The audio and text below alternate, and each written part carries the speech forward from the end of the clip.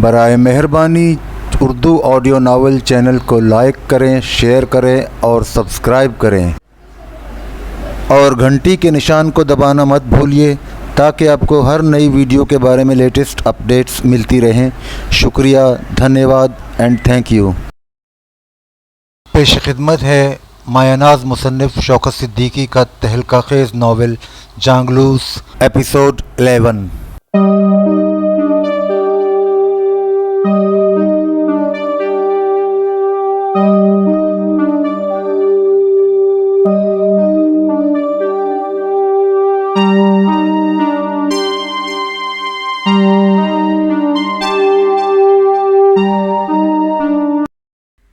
اس کا گلابی چہرہ اور نکھر گیا تھا، آنکھوں میں چراغ جلملا رہے تھے۔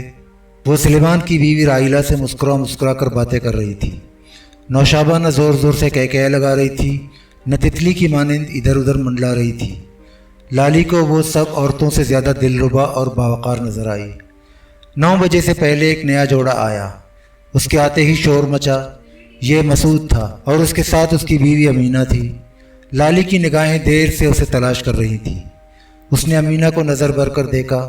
وہ سانولی سلونی بنگالن تھی، لمبے لمبے بال اور بیچ سے نکلی ہوئی سیدھی مانگ، ماتھے پر جگمگ جگمگ کرتی بندیا، تازہ کنول کی طرح شفاف آنکھیں، میانہ قد، چھریرا بدن، پتلی کمر، چلتی تو جسم اس طرح لچکتا جیسے نیا دھیرے دھیرے ڈولے۔ وہ زعفرانی ساڑی باندھے ہوئی تھی مگر بدن پر بلاؤز قسم کی کوئی چیز نہیں تھی۔ سینے پر دھجی کی طرح زرتار چولی تھی۔ ساڑھی ناپ سے اس قدر نیچے بندھی تھی کہ کولے کے دائرے صاف نظر آ رہے تھے۔ پیٹھ بالکل برہنہ تھی اور نشیب میں دور تک کھلتی چلی گئی تھی۔ اس نے اپنی برہنہ پیٹھ کی ستر پوشی لمبے لمبے چمکدار بالوں سے کر رکھی تھی۔ سن و سال 40 سے تجاوز کر چکا تھا مگر کاٹھی بہت اچھی تھی۔ پہلی نظر میں وہ الڑ دوشیزہ نظر آتی تھی۔ لالی نے سوچا ہمدانی ٹھیک ہی کہتا تھا، بہت زوردار رن ہے۔ لیکن امینہ بھڑکتا شعلہ تھی تو اس کا شوہر مسعود اتنا ہی سنجیدہ اور کم گو تھا۔ وہ اونچے قد کا ادھیڑ آدمی تھا، آنکھوں پر موٹے موٹے شیشوں کا چشمہ تھا، رنگ ذرا کھلتا ہوا تھا، سر پر بال کم تھے مگر مانگ نکال کر اچھی طرح جمائے گئے تھے۔ وہ ہونٹوں میں پائپ دبائے ہلکا ہلکا دھواں اڑا رہا تھا۔ ہمدانی نے اسے امینہ کو نظر بھر کر دیکھا اور زور سے قہقہا لگا کے چیخا، یارو اب روشنی گل کر دو۔ امینہ نے گردن کو ذرا سا خم دے کر ہمدانی کی جانب دیکھا۔ اس کے ہونٹوں پر ہلکا ہلکا تبسم تھا، دنبالے کاجل کے حلقوں میں جگمگاتی آنکھیں گنگنا رہی تھیں۔ ہمدانی نے لہک کر شعر پڑھا، لو ڈوب گئے درد کے بے خواب ستارے، اب چمکے گا بے صبر نگاہوں کا مقدر۔ محفل میں زوردار قہقہا بلند ہوا۔ ہمدانی ہاتھ پکڑ کر مسعود کو اپنے ساتھ لے گیا اور ایک صوفے پر بیٹھ کر اس سے ہنس ہنس کر باتیں کرنے لگا۔ امینہ آگے بڑھی اور سلیمان کے پاس ٹہر گئی۔ لالی نے وسکی کے 3 بڑے پیگ لگا کر ہاتھ کھینچ لیا۔ البتہ اس نے کھانا زیادہ کھایا، صبح سے بھوکا بھی تھا۔ پہر رات گزر گئی، ستارے زیادہ تابناک ہو گئے، ہوا میں تھیکا پن آ گیا، محفل کا رنگ نکھرتا جا رہا تھا۔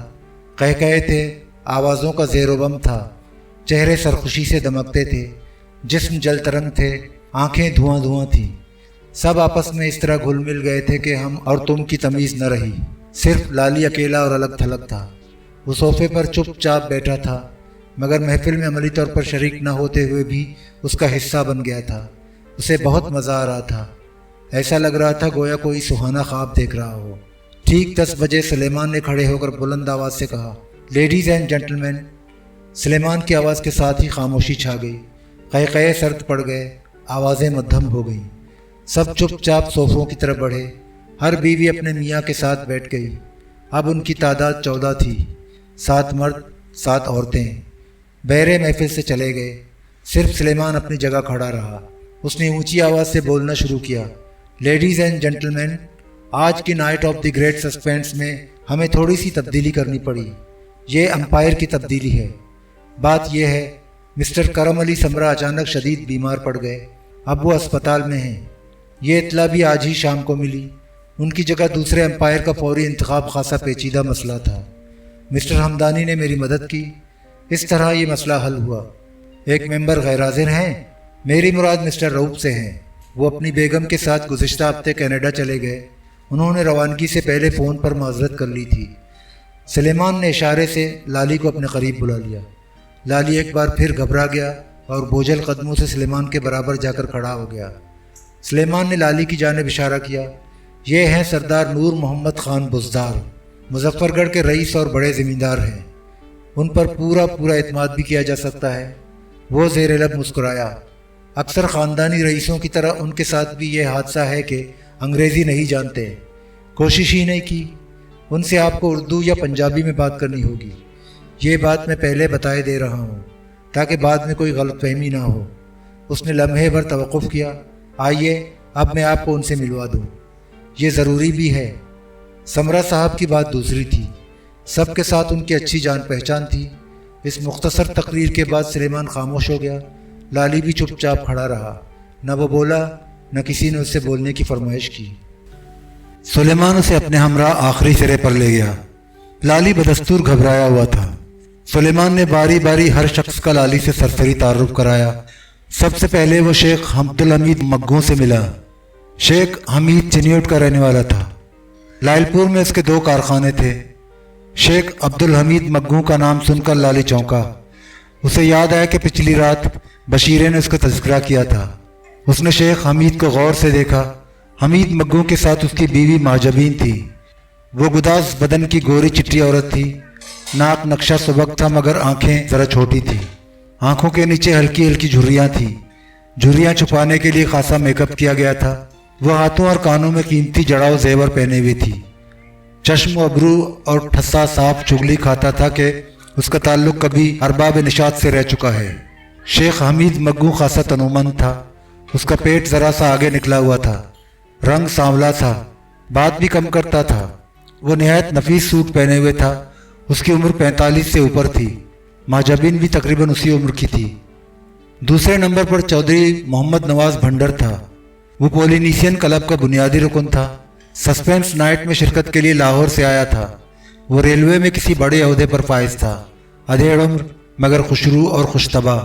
فاخرہ اس کی بیوی تھی، دبلی پتلی کامنی سی، چمپئی رنگت، چہرہ تر و تازہ اور سراہی دار گردن میں سونے کا جڑاؤ گلوبند تھا۔ سر پر بالوں کی پتلی سی سفید لٹ تھی جس نے اس کے چہرے کی دلکشی میں تناؤ پیدا کر دیا تھا۔ وہ خاصی طرحدار عورت تھی۔ بات کرتی تو گردن کو ذرا سا خم دیتی اور نظریں ترچھی رکھتی۔ نواز بھنڈر کے قریب مرزا ابو الحسن بیٹھا تھا۔ وہ ایس پی تھا اور گھٹے ہوئے بدن کا تندرست آدمی تھا۔ سر پر چھوٹے چھوٹے بال تھے، رنگ گندمی تھا۔ وہ بات بات پر زور سے قہقہے لگاتا۔ اس کی بیوی سائرہ تھی، خوش رنگ صاف، قد قدرے چھوٹے قد کے باعث وہ اپنی عمر سے کم نظر آتی تھی۔ بات کرتی تو دانت چنبیلی کی کلیوں کی طرح خوبصورت لگتے۔ وہ سگریٹ پی رہی تھی۔ اس کی آنکھیں ہلکے ہلکے نشے سے خمار آلود تھی۔ لالی نے ایس پی مرزا کو دیکھا تو سراسیمہ ہو گیا۔ مرزا نے اس کی گھبراہٹ بانپ لی۔ اس کے چہرے پر پولیس والوں کی مخصوص خشونت جھنکنے لگی۔ اس نے لالی کو بغور دیکھا اور مسکرا کر بہت آہستہ سے بولا، تم نے مونچھیں بھی صاف کرا دیں؟ لالی لرز کر رہ گیا۔ اس نے کوئی جواب نہیں دیا، خاموش کھڑا رہا۔ ایس پی نے تیوری پر ہلکا سا بل ڈال کر سرگوشی کی، تم تو لالی ہو، نور محمد بزدار کب سے بن گئے؟ اس نے ذرا تأمل کیا، تمہارا ساتھی رحیم داد کہاں ہے؟ لالی اور پریشان ہو گیا۔ ہمدانی قریب ہی بیٹھا تھا۔ اس نے صورتحال کی نزاکت محسوس کرتے ہوئے فوراً مداخلت کی، مرزا، نو آفیشل بزنس پلیز۔ اس نے پہلو بدلا اور مسکرا کر بولا، پارٹی میں آیا کرو تو اپنا پولیس مین گیٹ کے باہر چھوڑ دیا کرو۔ مرزا نے گردن موڑ کر ہمدانی کو دیکھا اور سنجیدہ ہو کر بولا، سر مجھے کچھ شبہ ہوا تھا۔ ہمدانی ایک دم ڈپٹی کمشنر بن گیا۔ ٹھیک لہجے میں بولا، یہاں ہم اپنا شک و شبہ رفع کرنے کے لیے اکٹھا نہیں ہوئے ہیں۔ ایس پی صفائی پیش کرنے لگا، بات یہ ہے سر، وزیر زراعت نے فون کر کے اپنی دلیل بلوا دی ہے۔ مجھے معلوم ہے۔ ڈپٹی کمشنر لمحے بھر خاموش رہا۔ یار تم پکی نوکری والے ان کچی نوکری والے وزیروں کو گھاسی کیوں ڈالتے ہو؟ یہ تو چڑھتی اترتی دھوپ چھاؤں ہیں۔ ان کا تو کام بھی سفارشیں کرنا ہے۔ کسی کو چھڑوا دیا، کسی کو اندر کرا دیا، یا پھر انہیں الاٹمنٹوں اور لائسنسوں کا عرضہ ہے۔ تم نے خامخواہ ان لوگوں سے لمبی چوڑی امیدیں باندھ رکھی ہیں۔ لاکھ کارگزاری دکھاؤ۔ تم 5 سال سے پہلے ڈی آئی جی نہیں بن سکتے، وزیر زراعت کو مکھن لگانے سے بھی نہیں بن سکتے۔ 1 یونٹ تو سمجھو بن ہی چکا ہے۔ چند مہینے کی بات اور ہے، پھر نہ یہ صوبہ رہے گا اور نہ اس کا کوئی صوبائی وزیر، کیا سمجھے؟ ہمدانی خاموش ہو تو مہر سلیمان نے بھی اظہار ناپسندیدگی کیا۔ مرزا، تم کس کی لیگ پولنگ کر رہے ہو، میری یا ہمدانی کی؟ تم وردی اتار کر بھی وردی میں رہتے ہو۔ خواہ مخواہ کا ایک شوشہ چھوڑ دیا۔ اس کے ہونٹوں پر زہرخند تھا۔ بات چیت بہت آہستہ آہستہ ہو رہی تھی، لہٰذا دوسرے مہمان ایس پی کی باتوں کی تہہ تک نہ پہنچ سکے۔ پھر بھی کسی نے مرزا کا رویہ پسند نہ کیا۔ چودھری نواز بھنڈر نے ہنس کے کہا، بھائی مرزا، اس ویرانے میں مہینے بھر بعد تو ایک خوبصورت رات ملتی ہے، تم اس کا بھی سارا حسن اور سارا مزہ کرکرا کر دینا چاہتے ہو؟ اس نے ہلکا قہقہا لگایا۔ یار، ہم غربا و مساکین پر کچھ تو رحم کھایا کرو۔ کچھ اور احتجاجی آوازیں بھی بلند ہوئیں۔ عورتوں نے سب سے زیادہ ناک بھوئیں چڑھائیں۔ خود مرزا کی بیوی سائرہ نے اسے ڈانٹا، مرزا ڈونٹ بی سلی۔ ایس پی ان تابڑ توڑ حملوں سے گھبرا گیا، شرمندہ ہو کر ہر ایک سے معذرت کرنے لگا۔ اس نے کئی بار اونچی آواز سے کہا، sorry, I am very sorry. Lolly نے زبان سے ایک لفظ نہ نکالا، چپ کھڑا سب کی باتیں سنتا رہا۔ ذرا دیر بعد وہ سلیمان کے ہمراہ آگے بڑھا اور ڈاکٹر بٹ کے پاس پہنچا۔ بٹ محکمہ صحت کا ڈائریکٹر تھا اور شام ہی کو ملتان سے سیدھا سلیمان کے بنگلے پر پہنچا تھا۔ 50 کے لگ بھگ سن، مگر زندہ دل اور یارباش۔ سر کے بال خشک اور کسی قدر لمبے تھے۔ لباس کے معاملے میں وہ بھی خاصا بے نیاز تھا۔ سرمئی پتلون پر کارڈرائے کا بشٹ نما فاختئی کوٹ پہنے ہوئے تھا۔ ٹائی گہری سرخ تھی۔ وہ آنکھوں پر چشمہ لگائے آہستہ آہستہ پائپ پر کش لگا رہا تھا۔ وضاقتہ سے انٹلیکچوئل لگتا تھا اور شکل و صورت کے اعتبار سے جاذب نظر تھا۔ ڈاکٹر بٹ کی بیوی ماروخ اس سے بھی زیادہ آشفتہ مزاج تھی۔ وہ سرخ ریشمی شلوار اور نیلی باریک ململ کا کڑا ہوا سفید کرتا پہنے ہوئی تھی۔ کرتے کے نیچے اور کوئی کپڑا نہیں تھا۔ اندر سے اس کی گوری گوری جلد صاف جھلکتی تھی۔ ناک ذرا چھوٹی تھی مگر آنکھیں بڑی بڑی تھیں اور شبنم کے قطروں کی طرح جھلملاتی تھیں۔ وہ سن سے اتر چکی تھی لیکن بدن اب تک سڈول تھا اور اسے سڈول رکھنے کے لیے وہ پابندی سے ریاض بھی کرتی تھی۔ سب سے آخر میں لالی مسعود کے پاس پہنچا۔ مسعود محکمہ آبادکاری میں ایڈیشنل کمشنر تھا۔ چند سال تک بنگال میں مختلف سرکاری عہدوں پر فائز رہ چکا تھا۔ اس نے کلکتے میں امینہ سے شادی کی۔ قیام پاکستان کے بعد مشرقی بنگال میں کئی سال گزارے، اب ادھر آ گیا تھا۔ اس کی بیوی امینہ کو موسیقی سے گہرا لگاؤ تھا۔ وہ رقص کرنا بھی جانتی تھی۔ ہنستی تو گلے میں گھنگرو کا چھناکا ہوتا، اٹھتی تو بدن پھولوں سے لدی شاخ کی طرح جھومتا، چلتی تو بے ساختہ یہ مصرع زبان پر آ جاتا، ساغر کو میرے ہاتھ سے لینا کہ چلا میں۔ نئے امپائر سے مہمانوں کے تعارف کی رسم ختم ہوئی تو سب کھڑے ہو گئے۔ روشوں پر آہستہ آہستہ چلتے ہوئے باغ کے ایسے حصے میں پہنچے جو سرس اور شرینہ کے اونچے اونچے گنجان درختوں سے ڈھکا ہوا تھا۔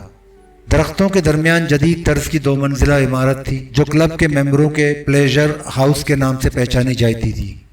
نہر اس کے نیچے ہی بہتی تھی۔ عمارت کے دریچوں سے ہلکی ہلکی روشنی پھوٹ رہی تھی۔ ہر طرف گہرا سکوت تھا۔ ہمدانی نے چلتے چلتے سلیمان سے کہا، سلیمان، امپائر کو پلیجر ہاؤس اچھی طرح دکھا دو تاکہ وہ اس کے جغرافیے سے واقف ہو جائے۔ مہر سلیمان نے مسکرا کر جواب دیا، مجھے اپنی ذمہ داری کا بخوبی احساس ہے۔ امپائر نیا ہے، میں تو نیا نہیں ہوں۔ سب مہمان پلیجر ہاؤس میں داخل ہوئے اور کوریڈور سے گزر کر ایک کشادہ ہال میں پہنچ گئے۔ صرف سلیمان اور لالی زینے کی سیڑھیاں طے کر کے اوپر چلے گئے۔ بالائی منزل پر طویل غلام گردش تھی۔ اس کے ایک طرف کمرے تھے۔ کمروں کے دروازے ایک سلسلے سے دور تک چلے گئے تھے۔ پلیجر ہاؤس کے طرز تعمیر سے مشرقیت جھلکتی تھی۔ غلام گردش کی آرائش میں بھی مشرقیت کا پورا خیال رکھا گیا تھا۔ جگہ جگہ محرابیں تھیں، ان میں پیتل کی منقش قندیلیں آویزاں تھیں۔ کہیں کہیں چھت سے فانوس لٹک رہے تھے مگر روشنی مدھم تھی، اتنی مدھم کہ غلام گردش میں چلنے والے پرچھائیوں کے مانند دھندلے دھندلے نظر آتے۔ غلام گردش میں دبیس قالین کا فرش بچھا تھا۔ محرابوں کے نیچے ہر کونے میں ذرا اونچائی دے کر لکڑی کے خوشنما تختے لگائے گئے تھے۔ تختوں پر چھوٹے چھوٹے گملوں میں خوبصورت پودے تھے۔ ان کے قریب قد آدم سیاہ اور سفید مجسمے نصب تھے۔ دیواروں پر دل فریب تصاویر آویزاں تھیں۔ ان میں قرون وسطیٰ کے مشرقی شبستانوں کے رومانی مناظر پیش کیے گئے تھے۔ مجسموں کی طرح تصاویر بھی ہیجان انگیز تھیں اور جذبات میں تلاطم برپا کرتی تھیں۔ غلام گردش میں 10 کمرے تھے۔ کمروں کے دروازوں کے درمیان خاصا فاصلہ تھا جس سے اندازہ ہوتا تھا کہ کمرے بڑے اور کشادہ ہیں۔ ان کی کھڑکیاں نہر کی طرف کھلتی تھیں۔ ہر کمرے کے دروازے کے مقابل ذرا ہٹ کر غلام گردش میں جگہ جگہ صوفے پڑے تھے۔ دروازوں پر ریشم کے باریک پردے جھول رہے تھے۔ ہر دروازے پر پیتل کی تختی آویزاں تھی۔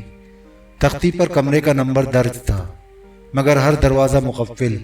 ہر قفل میں کنجی لگی تھی اور ہر کنجی پر کمرے کا نمبر لکھا تھا۔ سلیمان نے ایک ایک دروازے کا تالا کھول کر لالی کو دکھایا اور کنجی تالے میں لگی چھوڑ دی، مگر وہ لالی کو کسی کمرے کے اندر نہیں لے گیا۔ لالی نے بھی اندر جانے کی خواہش ظاہر نہیں کی۔ تالوں اور کنجیوں کا معائنہ کر کے دونوں ایک صوفے پر بیٹھ گئے۔ مہر سلیمان نے یہ جانتے ہوئے بھی کہ ہمدانی لالی کو قرآن اندازی کا طریقہ اور اس کے قاعدے قوانین بتا چکا ہے، ایک بار پھر قرآن اندازی کے بارے میں تمام تفصیلات دہرائیں۔ اس نے لالی سے پوچھا، مسٹر بزدار، میں نے یہاں کی ہر بات بتا دی، اب بھی آپ نے کچھ پوچھنا ہے تو پوچھ لیجئے، میں بعد میں آپ کی کوئی مدد نہیں کر سکوں گا۔ ہر بات کا فیصلہ آپ ہی نے کرنا ہوگا اور آپ کے فیصلے کو کوئی چیلنج نہیں کرے گا۔ لالی نے اعتماد سے جواب دیا، ٹھیک ہے جی، آپ پرواہ نہ کریں، میں نے ہر بات سمجھ لی ہے۔ اس نے سلیمان سے صرف اتنی ہی گفتگو کی، باقی تمام وقت خاموش رہا اور ہر چیز حیرت سے دیکھتا رہا۔ اس نے کرید کر کوئی بات نہیں پوچھی۔ وہ ہمدانی کی تنبیہ کے مطابق کم سے کم بلکہ سرے سے بولنا ہی نہیں چاہتا تھا۔ اوپر کی منزل سے اتر کر دونوں ہال میں آئے۔ سارے مہمان بے چینی سے ان کا انتظار کر رہے تھے۔ ہال میں داخل ہوتے ہی لالی چپ چاپ ایک صوفے پر بیٹھ گیا۔ ذرا دیر بعد سلیمان بولنے کے لیے کھڑا ہوا۔ عین اسی وقت اس کا بوڑھا مینیجر ہال کا دروازہ کھول کر اندر داخل ہوا۔ وہ چہرے مہرے سے خراںٹ لگتا تھا۔ مینیجر دروازے کے قریب سر جھکا کر ادب سے کھڑا ہو گیا۔ اسے دیکھ کر مہر سلیمان نے حیرت سے پوچھا، سکھیرا، تم یہاں کیسے آ گئے؟ اس نے آہستہ سے جواب دیا، سر، میں جانتا ہوں مجھے یہاں نہیں آنا چاہیے، مگر بار بار ٹیلی فون آ رہے ہیں، بہت ارجنٹ کالز ہیں، مجھے مجبوراً آنا پڑا۔ یہاں ٹیلی فون بھی نہیں ہے، ورنہ میں فون پر آپ سے کانٹیکٹ کرتا۔ سلیمان نے پریشان ہو کر دریافت کیا، کیسے فون آ رہے ہیں؟ کیوں آ رہے ہیں؟ سکھیرا نے بتایا، سر، کوئی 2 گھنٹے پہلے گیمبر اسٹیشن کے قریب 2 ٹرینیں ٹکرا گئی ہیں۔ زبردست حادثہ ہوا ہے، ابھی تک 11 کے مرنے کی اطلاع ہے، زخمی تو بہت سے ہیں، ہر طرف چیخ و پکار مچی ہوئی ہے۔ ہال پر سناٹا طاری ہو گیا۔ سلیمان نے بے رخی سے کہا، تو میں کیا کروں؟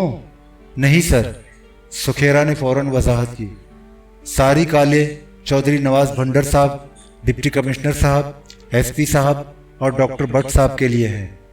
یار سکھیرا، تم اس وقت کہاں کباب میں ہڈی بن کر آ گئے؟ ہمدانی نے ہنس کر کہا، بہرحال میرا اس معاملے سے براہ راست کوئی تعلق نہیں ہے۔ اس نے مڑ کر نواز بھنڈر کی طرف دیکھا، یہ تمہارا درد سر ہے، معلوم نہیں مجھے کیوں ان کانٹوں میں گھسیٹ لیا گیا؟ ایسا نہیں ہے، نواز نے سنجیدگی سے کہا، ذمہ داری تو میری بھی ہے، تمہاری بھی، مرزا اور بٹ کی بھی ہے۔ ایس پی مرزا نے اس کی بات پر احتجاج کیا، مجھے کیوں انوالو کر رہے ہو نواز؟ تمہاری ریلوے پولیس کس مرض کی دوا ہے؟ سکھیرا نے ہچکچاتے ہوئے مطلع کیا، مجھے بتایا گیا ہے کہ جہاں حادثہ ہوا ہے وہاں بہت اندھیرا ہے، آس پاس کے پنڈ والوں نے لوٹ مار شروع کر دی ہے، اسٹیشن پر صرف ایک کانسٹیبل تھا، وہ جائے حادثہ کی جانب گیا ہے۔ سر، وہ اکیلا کیا کر سکتا ہے؟ اسسٹنٹ اسٹیشن ماسٹر نے مجھ سے خود بات کی ہے، وہ بہت پریشان لگتا ہے۔ مرزا خاموش رہا، مگر نواز بھنڈر گویا ہوا، ریلوے ٹریفک کا اتنا اسٹاف موجود ہے، حادثے کی جگہ کوئی بھی پہنچ سکتا ہے، میں وہاں جا کر کیا کروں گا؟ اس نے کچھ تامل کیا، فون موجود ہوتا تو ٹی ایس کو وہاں پہنچنے کا حکم جاری کر دیتا، اور میں کیا کر سکتا ہوں؟ اتنی سی بات انہیں سمجھ نہیں آتی، بس ٹیلی فون کھڑکڑانے شروع کر دیے۔ اس نے جھنجھلائی ہوئی نظروں سے سکھیرا کی جانب دیکھا، اور تم انہیں ٹالنے کی بجائے فریاد لیے یہاں آ گئے۔ ڈاکٹر بٹ نے سکھیرا کو مخاطب کیا، سکھیرا، تم ایسا کرو، اسپتال ٹیلی فون کر کے میری طرف سے ڈیوٹی انچارج سے کہو جتنی ایمبولینس اسپتال میں موجود ہیں ڈاکٹروں اور نرسوں کی ایک ٹیم کے ساتھ فوراً جائے حادثہ پر پہنچا دی جائیں۔ یار ڈاکٹر، تم کس چکر میں پڑ گئے؟ یہ بتا کر کے تم یہاں موجود ہو، اخبارات کے لیے خواہ مخواہ ایک اسکینڈل کا میٹیریل فراہم کر دو گے۔ ہمدانی نے سکھیرا کی جانب دیکھا، فون پر تمہاری کس سے بات ہوئی؟ سکھیرا نے جواب دیا، منسٹروں کے سیکریٹریوں اور دوسرے افسروں کے فون آ رہے ہیں۔ دستور ساز اسمبلی کے ایک ممبر نے بار بار فون کیا، وہ حادثے والی ایک ٹرین سے سفر کر رہے تھے۔ वो भी बहुत परेशान लगते थे। डॉक्टर बट की बीवी माहरूख ने घबरा कर कहा, क्या ऐसा नहीं हो सकता, आज का प्रोग्राम कैंसिल कर दिया जाए? हमदानी मुस्कुरा कर बोला, don't be silly Mahrukh, programme cancel कैसे हो सकता है? वो बोली, भाई देखिए ना, कितने बहुत से लोग मर गए, जख्मी भी बहुत हैं, न कोई रिलीफ वर्क है न मेडिकल एड, बहुत सीरियस बात है, कुछ न कुछ तो करना ही चाहिए, इमरजेंसी जो ठहरी। मिर्ज़ा ने उसे परेशान देखकर कहा, माहरूख, तुम तो ऐसी रिक्कत के साथ बात कर रही हो गोया सारे जहां का दर्द तुम्हारे जिगर में है। एसपी के इस जुमले पर हल्का सा कहका बुलंद हुआ। नवाज की बीवी फाखरा किसी कदर बेचैन होकर बोली, भाई आप लोग हम औरतों के जज्बात का बिल्कुल लिहाज नहीं रखते।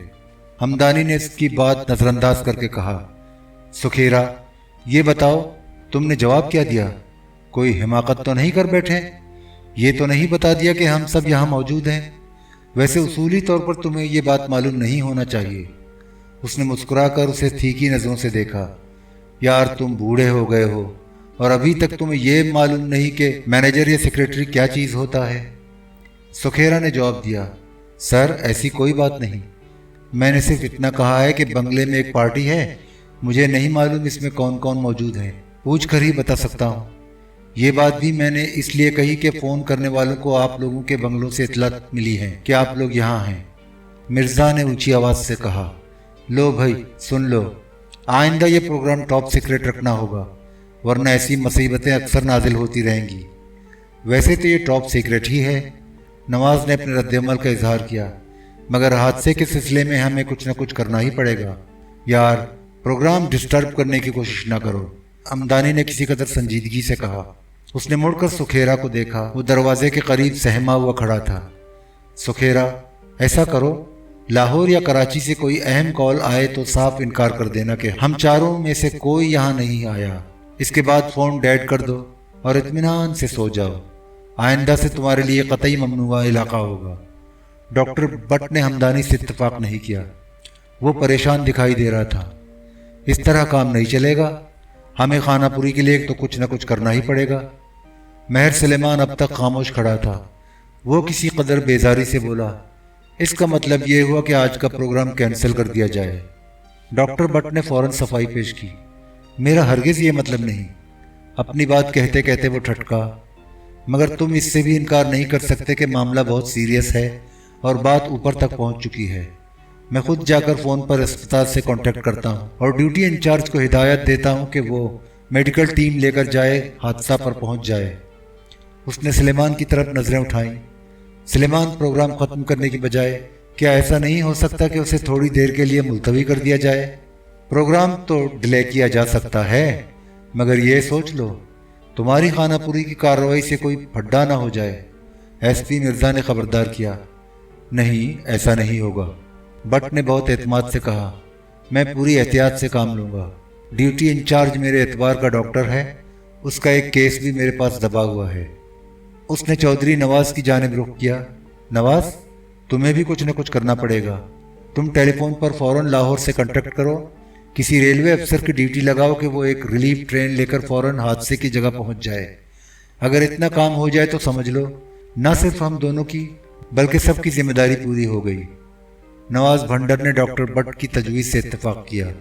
हमदानी भी रजामंद हो गया। मुझे कोई एतराज़ नहीं, मगर प्रोग्राम ज़्यादा डिले नहीं हो सकता। सायरा ने मुस्कुरा कर कहा, मेरा ख्याल है ये ठीक है। उसने डॉक्टर बट और नवाज की तरफ देखा, अब आप दोनों देर ना कीजिए, जल्दी से ये काम निपटा कर आ जाइए। डॉक्टर बट और नवाज अपनी नशिस्तों से उठे और सुखेरा के हमरा हॉल से चले गए। सुलेमान अब तक खड़ा था, वो बैठ गया। उसके बराबर शेख हमीद मग्गू बैठा था। वो बिल्कुल गुमसुम था। रेलवे का हादसा सिरे से उसका मसला ही नहीं था। वो बार बार दुज़दीदा निगाहों से सुलेमान की बीवी राहिला को देख रहा था। राहिला की सफ़ेद बनारसी साड़ी का पल्लू ढलक कर नीचे गिर गया था और वो नहायत इश्तिहाल अंगेज अंदाज में टांग पर टांग रखे सिगरेट के कश लगा रही थी। हमदानी खुमारालूद नज़रों से अमीना की आंखों में झांकने की कोशिश कर रहा था और अमीना का शौहर मसूद खामोश बैठा आहिस्ता आहिस्ता पाइप के कश ले रहा था। वो सबसे अलग थलग और कतई बेनियाज नजर आ रहा था। माहरूख ने चंद लम्हों बाद खामोशी तोड़ी और मसूद को मुखातिब किया, مسعود صاحب، آپ تو ایسے بے نیاز لگ رہے ہیں جیسے حادثے کا آپ پر کوئی ریئیکشن نہیں ہوا۔ مسعود نے ماہ رخ کو نظر بھر کر دیکھا اور ایشٹرے میں پائپ کی راکھ جھاڑتے ہوئے بولا، میں سوچ رہا تھا کون سی ایسی قیامت آ گئی، 11 افراد ہی تو ہلاک ہوئے ہیں، کچھ اسپتال جاتے جاتے یا اسپتال پہنچ کر مر جائیں گے۔ نوشابہ نے حیرت سے آنکھیں پھاڑ کر کہا، آپ کیسی باتیں کر رہے ہیں؟ آپ کو اتنا بے حس نہیں ہونا چاہیے، آپ کا تعلق تو محکمہ آباد کاری سے ہے۔ مسعود مسکرا کر بولا، نوشابہ تم میری نفسیات نہیں سمجھ سکتی، میں برسوں مشرقی بنگال میں رہا ہوں، وہاں ہر سال قحط، سیلاب اور سائیکلون سے ہزاروں افراد مر جاتے ہیں، کبھی کبھی تو یہ تعداد لاکھوں تک پہنچ جاتی ہے، مگر اس سے کیا فرق پڑتا ہے؟ جتنے لوگ ہر سال مر جاتے ہیں اس سے کہیں زیادہ بچے پیدا ہو جاتے ہیں۔ یہ موت اور زندگی کا کھیل ہے، ایک جاتا ہے دوسرا آ جاتا ہے۔ اس کے چہرے پر فلسفیانہ سنجیدگی چھا گئی۔ اس طرح بنگالیوں کی تیزی سے بڑھتی ہوئی آبادی کا مسئلہ کسی نہ کسی حد تک خود بخود حل ہوتا جا رہا ہے۔ محض سلیمان نے اس کی تائید کرتے ہوئے کہا، آبادی میں اضافہ صرف مشرقی بنگال کا نہیں، اس صوبے کا بھی مسئلہ ہے، بلکہ سچ پوچھو تو یہ انٹرنیشنل مسئلہ ہے۔ میں نے پچھلے دنوں عالمی ادارہ صحت کی ایک رپورٹ دیکھی تھی، اس میں بتایا گیا ہے کہ موجودہ صدی کے آخر تک دنیا کی آبادی اتنی بڑھ جائے گی کہ شدید غذائی بحران پیدا ہو جائے گا، یہاں تک کہ سمندر کی غذا پر بھی انحصار کرنا پڑے گا۔ اس کے لیے ابھی سے کوششیں شروع کر دی گئی ہیں۔ مسعود نے ہنس کر کہا، سلیمان تم آج کی بات کر رہے ہو؟ مالتھس نے تو 18ویں صدی کے آخر میں دنیا کو اس خطرے سے خبردار کر دیا تھا۔ وہ تھا تو پادری مگر انگریز تھا اور اکنامسٹ بھی تھا۔ اس نے بڑھتی ہوئی انسانی آبادی اور اس کے لیے ناکافی پیداوار کے پیش نظر جنگیں، وبائی امراض اور ناگہانی آفات ناگزیر قرار دی تھی۔ آبادی ہر قیمت پر کم کرنے پر زور دیا تھا۔ اس کے یہ خیالات مالتھزم کے نام سے مشہور ہوئے اور آج اس نظریے کی بنیاد بڑھتی ہوئی آبادی پر کنٹرول کرنے کے لیے نہایت سنجیدگی سے غور کیا جا رہا ہے۔ اس نے پائپ میں تازہ تمباکو بھری اور اسے سلگا کر کش لگایا۔ میرا مطلب یہ ہے کہ حادثات سے زیادہ ہمیں بڑھتی ہوئی آبادی کے مسئلے پر غور کرنا چاہیے، خصوصاً خواتین کو اس مسئلے پر اور زیادہ سنجیدگی سے سوچنا چاہیے۔ مسعود کی باتیں سب خاموشی سے سنتے رہے۔ اس نے بات ختم کی تو ہال پر ایک بار پھر سکوت طاری ہو گیا۔ لالی گم سم بیٹھا، حیرت سے ایک ایک کا منہ تک رہا تھا۔ اس کی سمجھ میں نہیں آ رہا تھا کہ یہ کس قسم کی باتیں ہیں۔ ڈاکٹر بٹ اور نواز بھنڈر ہال میں داخل ہوئے۔ دونوں تھکے ہوئے نظر آ رہے تھے۔ ڈاکٹر بٹ نے بیٹھتے ہی کہا، حد ہو گئی ہے بے پرواہی کی، اسپتال میں ایک بھی ڈاکٹر موجود نہیں۔ مرزا نے ہنس کر کہا، آج ہفتے کی رات ہے، نرسوں کے ساتھ کہیں ٹھڑک لگا رہے ہوں گے۔ ایسا ہی معلوم ہوتا ہے، ڈاکٹر بٹ نے جواب دیا۔ بہت مشکل سے ایک ڈاکٹر کو تلاش کیا، اسے میں نے ایک میڈیکل ٹیم جائے حادثہ پر لے جانے کی ہدایت بھی کر دی ہے۔ مصیبت یہ ہے کہ صرف ایک ایمبولینس ہے، وہ بھی پرانی اور بوسیدہ، ہفتے بھر سے مرمت کے لیے لاہور کے کسی آٹو ورکشاپ میں پڑی ہے۔ میں نے حکم دیا کوئی ٹرانسپورٹ نہیں ہے تو بس اور ٹرک ہی کا بندوبست کر کے چلے جاؤ۔ بہرحال میں جو کر سکتا تھا وہ میں نے کر دیا۔ مسعود نے کہا، تم نے تو خانہ پوری کر دی، چلو یہ بھی ٹھیک رہا۔ وہ نواز بھنڈر سے مخاطب ہوا، تم پر کیا بیتی؟ نواز نے بتایا، لاہور کی لائن بے حد خراب تھی، فون پر کانٹیکٹ ہی نہیں ہو رہا تھا۔ بہرحال کسی نہ کسی طرح کانٹیکٹ ہوا اور یہ بھی معلوم ہو گیا کہ ریلیف ٹرین روانہ کرنے کے انتظامات ہو رہے ہیں۔ اس نے ادھر ادھر دیکھا، مگر حادثہ بہت سنگین ہے، مرنے والوں کی تعداد میں اضافہ ہوتا جا رہا ہے، زخمی بھی بہت ہیں، نہ معلوم کتنی لاشیں اور زخمی ٹوٹے پھوٹے ڈبوں میں پھنسے ہوئے ہیں، اور ابھی تک ریلیف کا کوئی کام شروع نہیں ہوا۔ پھر گہری خاموشی چھا گئی، ہر شخص خاموش اور نڈھال نظر آ رہا تھا۔ ہال میں سب کے داخل ہوتے اور فضا میں جو گہما گہمی اور شوریدہ سری تھی اب غبار آلود ہو چکی تھی، مگر یہ بوجھل سکوت زیادہ دیر طاری نہ رہا۔ ہمدانی دیر سے چپ بیٹھا تھا۔ اس نے اچانک زور کا کھڑکا لگایا اور اونچی آواز سے بولا، یارو یہ بوریت ختم کر دو، جنوں کی یاد مناؤ کہ جشن کا دن ہے۔ ہر طرف سے ہلکے ہلکے قہقہے پھوٹنے لگے، جسم لہکنے لگے، لب چہکنے لگے، آنکھیں بولنے لگی، دھواں دھواں محفل میں چکا چوند پیدا ہو گئی۔ سلیمان نے کھڑے ہو کر اونچی آواز سے نعرہ بلند کیا، سسپینس سسپینس۔ سب اٹھ کر کھڑے ہو گئے اور راہداریوں سے گزرتے ہوئے دوسرے ہال میں پہنچ گئے۔ یہ ہال بھی خاصا وسیع تھا مگر روشنی برائے نام تھی۔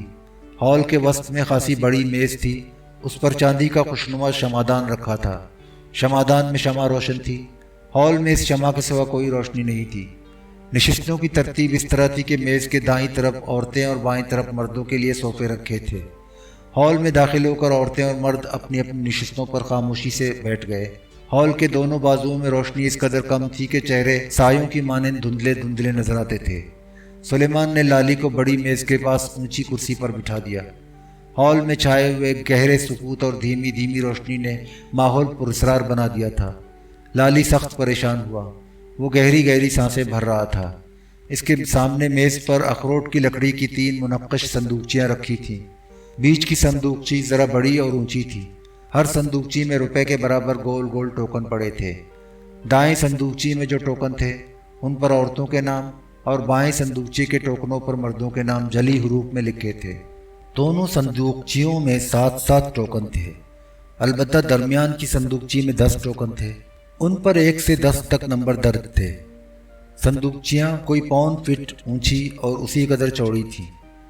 تینوں صندوقچیاں بند تھیں مگر ہر ایک کے اوپر اتنا بڑا ڈھکنا تھا کہ صرف ایک ہاتھ آسانی سے اندر جا سکتا تھا۔ صندوقچیوں کی قطار کے پیچھے لکڑی کا مختصر ریک تھا۔ اس میں 12 خانے تھے، 6 اوپر اور 6 نیچے۔ خانوں پر 1 سے 10 تک نمبر درج تھے۔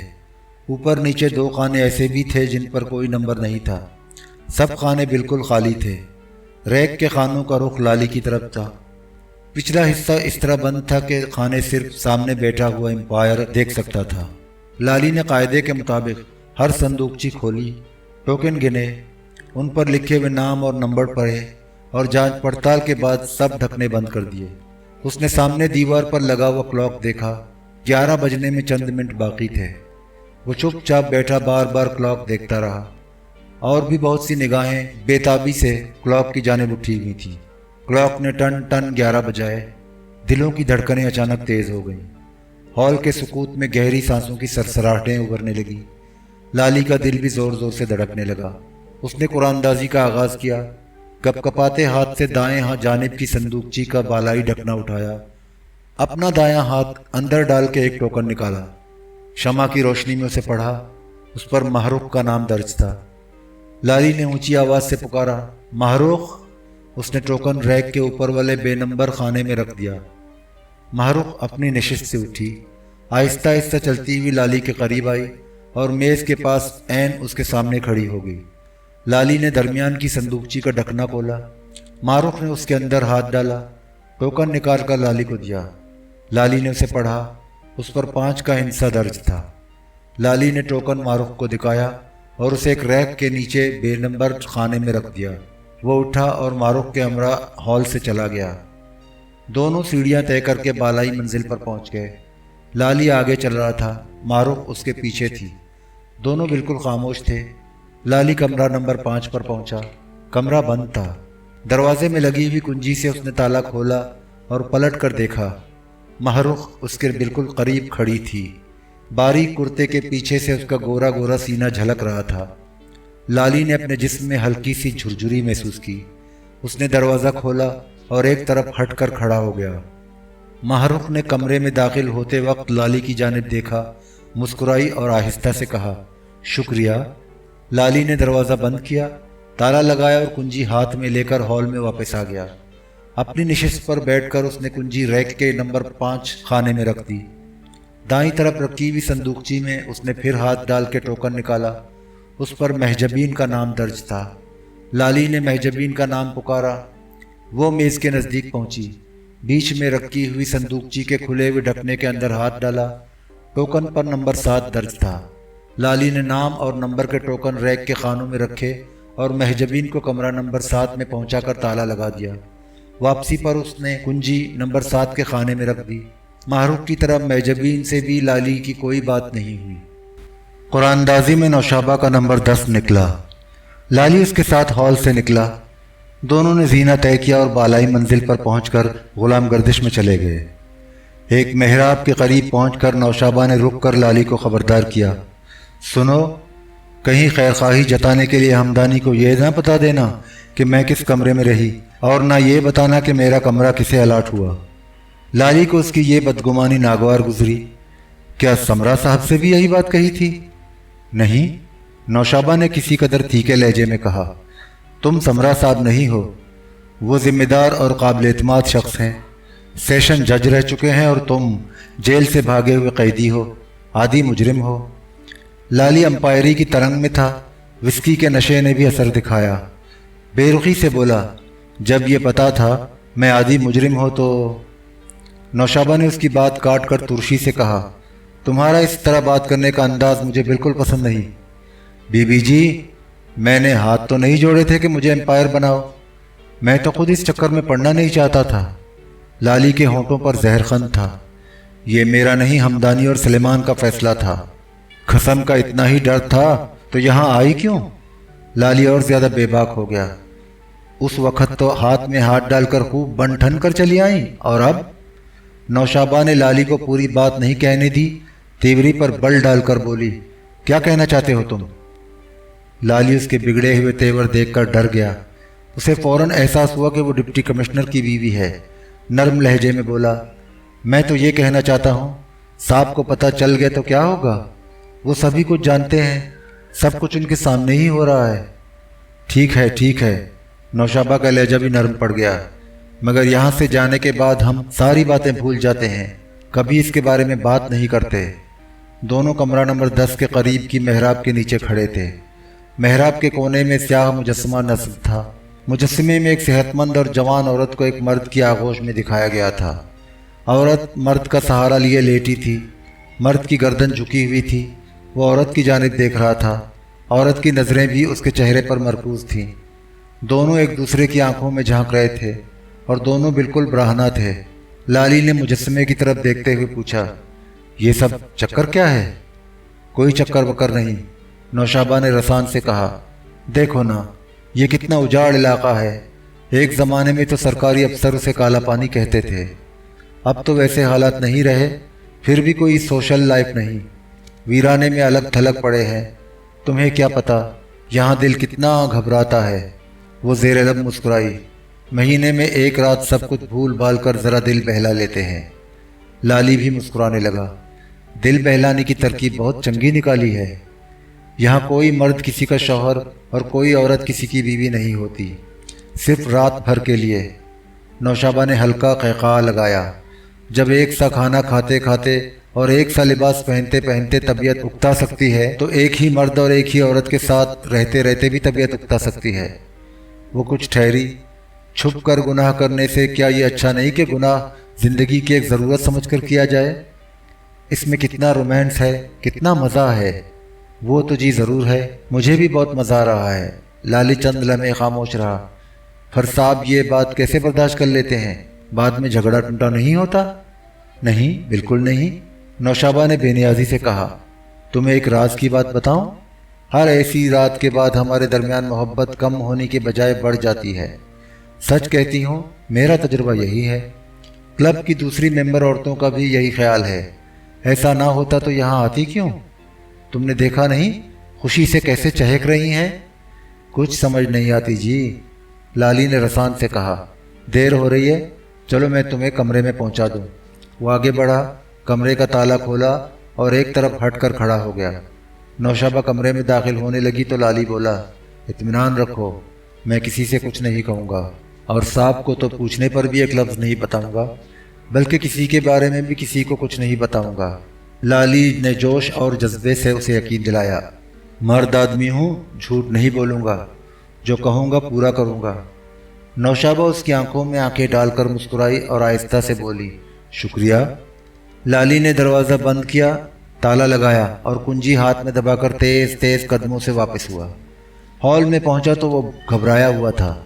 सब उसका बेचैनी से इंतज़ार कर रहे थे। लाली अपनी कुर्सी पर बैठा चंद लम्हे खामोश रहा।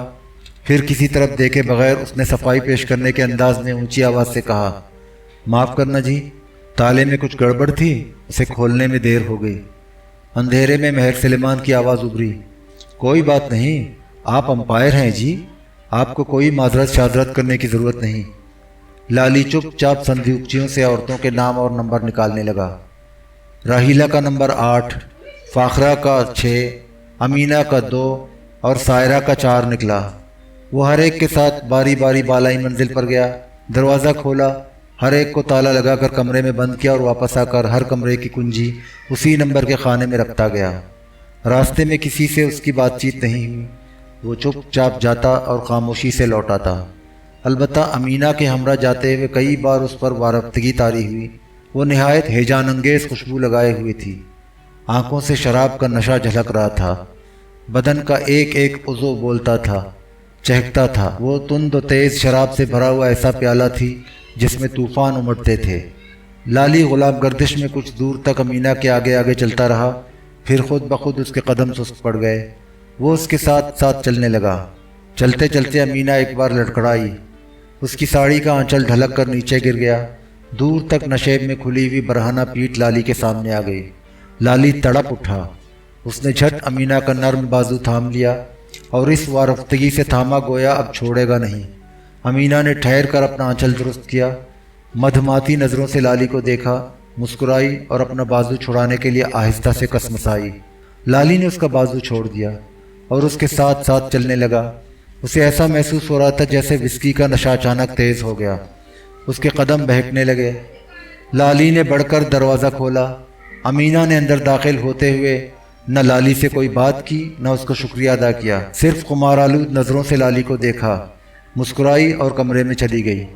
لالی نے گہری سانس بھری، دروازہ بند کیا، تالا لگایا اور پیتل کی تختی پر لکھا ہوا نمبر ذرا دیر تک ٹکٹکی باندھے تکتا رہا۔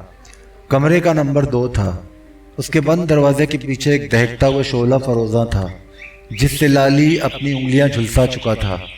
امینہ کو کمرے میں مقفل کر کے لالی لوٹا تو اس کے قدم ڈگمگا رہے تھے۔ قرآن اندازی کا دوسرا مرحلہ شروع ہوا۔ لالی نے 3 خالی کمروں کے ٹوکن بے نمبر خانے میں رکھ دیے۔ ان پر نمبر 1، نمبر 3 اور نمبر 9 درج تھے۔ نمبروں کے باقی 7 ٹوکن اس نے پھر درمیانی صندوقچی میں ڈال دیے۔ اب ہال کا وہ حصہ بالکل خالی تھا جس میں خواتین کی نشستیں تھیں۔ ہال کے دوسرے حصے میں بھی خاموشی تھی، صرف گہری گہری سانسیں سنائی دے رہی تھیں۔ اس حصے میں مردوں کی نشستیں تھیں، ان کی بے قراری سوا نیزے پر تھی۔ وہ بار بار پہلو بدل رہے تھے، کھنکار کھنکار کر گلے صاف کر رہے تھے، مگر کوئی کسی سے بات نہیں کر رہا تھا۔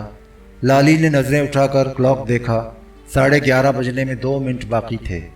12 بجے تک قرآن اندازی ختم ہو جانا چاہیے تھی۔ اس کے پاس نصف گھنٹہ تھا۔ اتنے وقت میں پروگرام کے مطابق قرآن اندازی اطمینان سے بھگتائی جا سکتی تھی۔ لالی خاموش بیٹھا مردوں کی بے چینی اور ذہنی کشمکش سے لطف اٹھاتا رہا۔ اسے یہ بھی معلوم تھا کہ ان کی بے قراری کا علاج صرف اس کے ہاتھ میں ہے۔ یہ ایسی لذت تھی جو اس سے پہلے کبھی اس نے محسوس نہیں کی تھی۔ ہال میں صرف ایک شمع روشن تھی، اس کی ہلکی ہلکی کافوری روشنی میں 7 مرد گم سم بیٹھے تھے۔ ان میں بڑے سرکاری آفیسر بھی تھے جو پورے ضلع کے سیاہ و سفید کے مالک تھے۔ ان کے سامنے بڑے بڑوں کے سر جھک جاتے تھے، مگر اس وقت وہ لالی کی نگاہ کرم کے منتظر تھے۔ لالی جیل سے بھاگا ہوا قیدی تھا، یہ بات ضلع کے ڈپٹی کمشنر کو معلوم تھی اور ایس پی بھی جانتا تھا، مگر دونوں اس وقت جیل کی کوٹھریوں کے بجائے پلیجر ہاؤس کے بند کمروں کے بارے میں سوچ رہے تھے اور یہ جاننے کے لیے بے چین تھے کہ ان کی قسمت کی لاٹری میں کیا نکلتا ہے۔ آخر لالی نے بائیں ہاتھ کی صندوقچی کا ڈھکنا کھولا اور مقررہ قاعدے کے مطابق اپنا بایاں ہاتھ اندر ڈال کر ایک ٹوکن نکالا۔ اسے پڑھا۔ ٹوکن پر چودھری نواز بھنڈر کا نام درج تھا۔ لالی نے اونچی آواز سے نام پکارا۔ نواز اندھیرے سے نکلا اور لالی کے سامنے آ کر کھڑا ہو گیا۔ لالی نے درمیانی صندوقچی کا ڈھکنا اٹھایا۔ مردوں کے لیے جو قاعدہ وضع کیا گیا تھا اس کے مطابق اس دفعہ لالی نے ہاتھ اندر ڈال کر ٹوکن نکالا اور ہاتھ کی آڑ میں اس طرح پڑا کہ میز کے سامنے کھڑا وہ شخص اسے نہ دیکھ سکے۔ ٹوکن پر نمبر 7 لکھا تھا۔ لالی نے چودھری نواز بھنڈر کو ٹوکن کا نمبر دکھایا، نمبر 7 کے خانے سے کنجی اٹھائی اور اسے دے دی۔ کنجی لیتے ہوئے نواز کے ہاتھ میں ہلکی سی کپکپاہٹ تھی۔ لالی نے ٹوکن اسی نمبر کے خانے میں رکھ دیا اور نام کا ٹوکن بے نمبر خانے میں ڈال دیا۔ نواز کنجی لے کر ہال سے چلا گیا۔ لالی نے ایک بار پھر کلاک دیکھا، میز پر رکھی ہوئی چاندی کی تشتری سے سگریٹ اٹھا کر سلگائی اور آہستہ آہستہ کش لینے لگا۔ ہال میں سگریٹ پینے کی صرف اسی کو اجازت تھی۔ اس کے بائیں ہاتھ پر اب 6 مرد بیٹھے تھے۔ وہ نہ بول رہے تھے نہ ہنس رہے تھے۔ لالی بھی خاموش تھا اور انتظار کر رہا تھا کہ नवाज भंडर ऊपर पहुंचकर उसकी दी हुई कुंजी से कमरा नंबर 7 खोले और अंदर जाकर दरवाज़ा बंद कर ले। इसके लिए 3 मिनट मुकर्रर थे। 3 मिनट बाद लाली ने दूसरा टोकन निकाला और डॉक्टर भट्ट को बुलाया। भट्ट आ गया। लाली ने दरमियानी संदूकची से टोकन निकाला और डॉक्टर भट्ट से छुपा कर पढ़ा। उस पर नंबर 5 लिखा था, लेकिन ये उसकी बीवी मारूफ के कमरे का नंबर था। कायदे की रूह से ये कमरा उसे अलॉट नहीं हो सकता था। लाली ने टोकन पलटकर मेज़ पर रख दिया। टोकन का दूसरा रुख बिल्कुल सादा था। लाली ने डॉक्टर भट्ट की जानिब देखा। वो मुस्कुरा रहा था। उसे अंदाज़ा हो गया था कि मेज़ पर रखा हुआ टोकन किस औरत के कमरे का है। लाली ने फिर दरमियानी संदूकची में हाथ डालकर टोकन निकाला। उस पर नंबर 4 लिखा था। ये मिर्ज़ा अबुल हसन की बीवी सायरा के कमरे का नंबर था।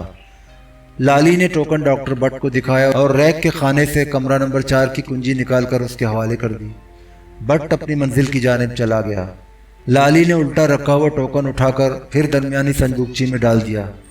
दूसरे दोनों टोकन भी नाम और नंबर के खानों में रख दिए। लाली खुश था कि अभी तक कमरा नंबर 2 का टोकन नहीं निकला। यह अमीना का नंबर था। ठीक 3 मिनट बाद सुलेमान आया। टोकन नंबर 2 उसके नाम भी नहीं निकला।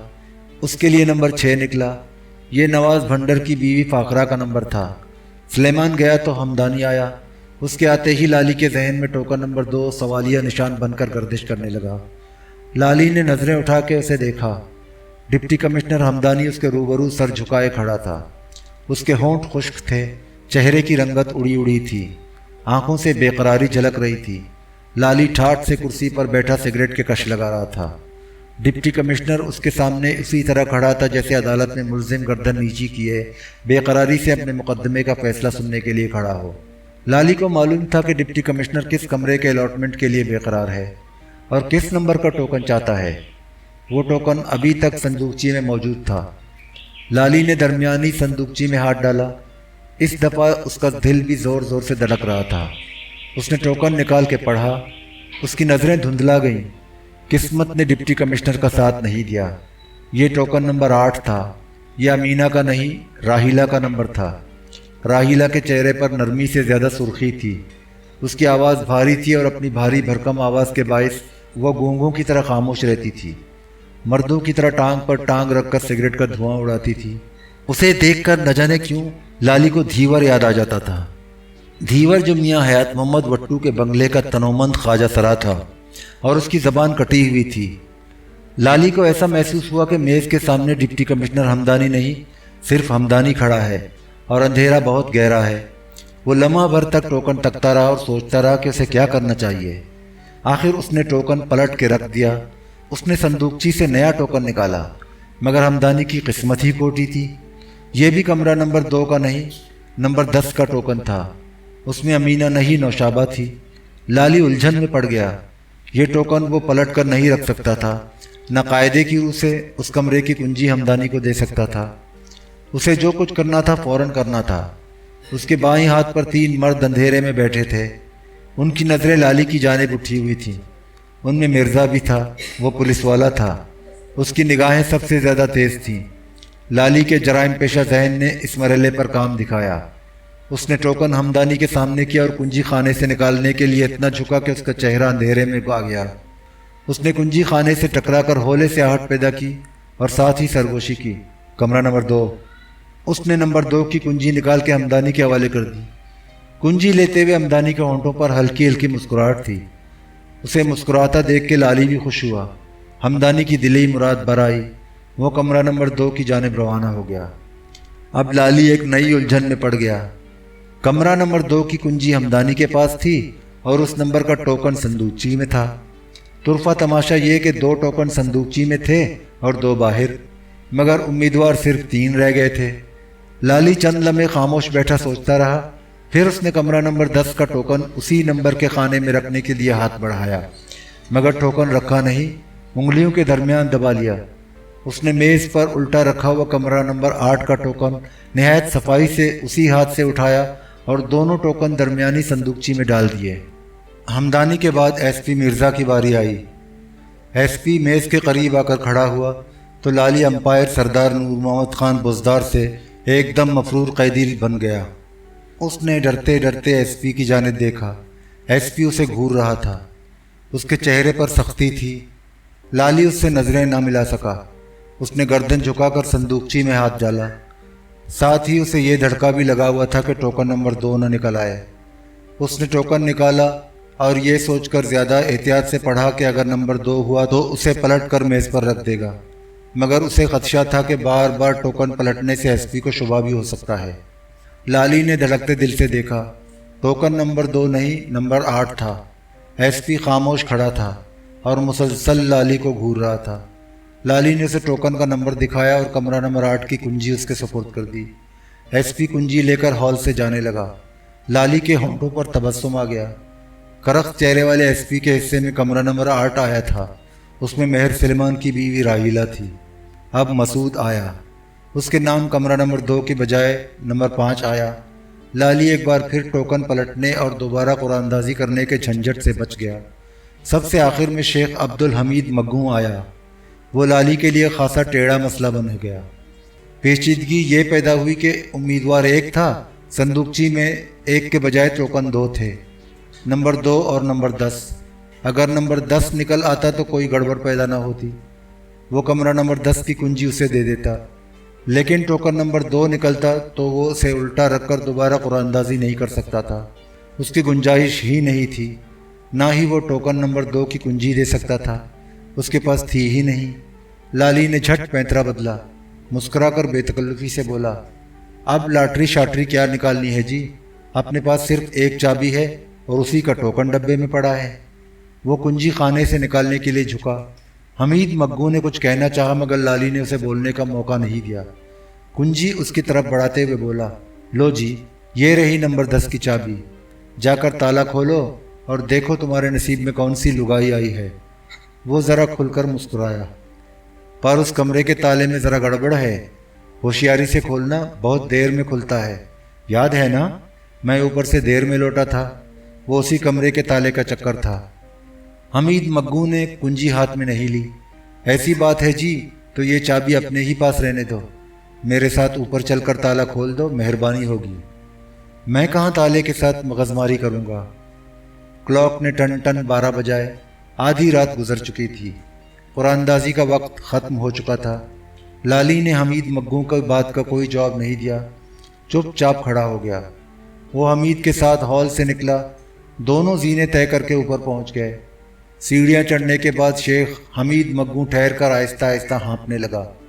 لالی نے ہنس کر کہا، سیٹھ حمید، تسی تو ہانپنے بھی لگے، نمبر 10 تو ابھی دور ہے۔ لالی نے کمرہ نمبر 10 کی جانب دیکھا، وہ طویل غلام گردش کے دوسرے سرے پر تھا۔ میں ادھر کے 8 چکر لگا چکا ہوں، یہ نواں ہے۔ حمید نے مسکرانے کی کوشش کی، میں ذرا دیر میں بالکل ٹھیک ہو جاؤں گا۔ اس نے چوکنا نظروں سے ادھر ادھر دیکھا، لالی کی جانب ذرا سا جھکا، آہستہ سے پوچھا، 10 نمبر میں کون ہے جی؟ میں تو جی اتنا جانتا ہوں، اس میں تمہاری گھر والی نہیں ہے۔ اتنا تو مینوں بھی پتا ہے۔ لالی نے کچھ نہیں کہا، حمید بھی خاموش رہا۔ دونوں غلام گردش میں چلنے لگے۔ لالی نے چلتے چلتے کمرہ نمبر 2 کو دیکھا، اس میں امینہ تھی جس کا انگ انگ چہکتا تھا، مدماتی آنکھیں شبخون مارتی تھیں، پیٹ ناف سے نیچے تک کھلا تھا، پیٹھ نشیب میں دور تک برہانہ تھی۔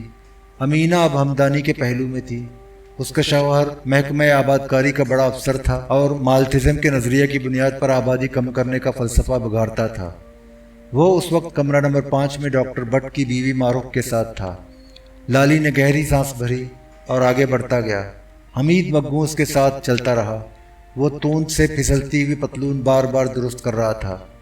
لالی جس کمرے کے سامنے سے گزرتا اس کے متعلق سوچتا کہ بند دروازے کے پیچھے کون کس کے ساتھ ہے۔ حمید نے چلتے چلتے ایک بار پھر سرگوشی کی، یار بتا تو صحیح، آج اپنے حصے میں کون آئی ہے؟ لالی نے اس کی بات نظر انداز کر کے دریافت کیا، سیٹھ حمید، تم بشیرے کو جانتے ہو؟ جانتا تو ہوں۔ حمید نے مشتبہ نظروں سے لالی کو دیکھا، پر یہ نہیں جانتا کہ وہ دھندا کیا کرتا ہے۔ میں جانتا ہوں، لالی نے مسکرا کر کہا، وہ ڈرائیوروں کے ساتھ گھر سے بھاگنے والی کڑیاں برآمد کرنے کا دھندا کرتا ہے۔ سیٹھ حمید مگوں اس کی بات سن کر بہت سٹپٹایا، کیا بشیرے نے تم کو یہ بات بھی بتائی تھی؟ اس نے تیکھی نظروں سے لالی کو دیکھا، لگتا ہے تم بھی پولیس میں رہ چکے ہو۔ उसने कुछ रुक के कहा, चलो ये भी ठीक ही हुआ।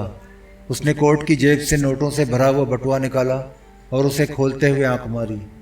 कुछ रिश्वत ले लो, ये बता दो कि कमरे में कौन है। ऐमी गल्ला ना करो सेठ, जो भी होगी तुम्हारे जोड़ की होगी। मगर हमीद बाज ना आया। जल्दी से बोला, बात यह है जी, आज की सस्पेंस नाइट के लिए मैं बहुत शानदार तोहफा लाया हूँ। हुआ यूं कि सवेरे ही सवेरे अपने शाहजी आ गए। बहुत बड़े बुजुर्ग हैं, क्या बताऊं, क्या तासीर है उनकी ज़बान में।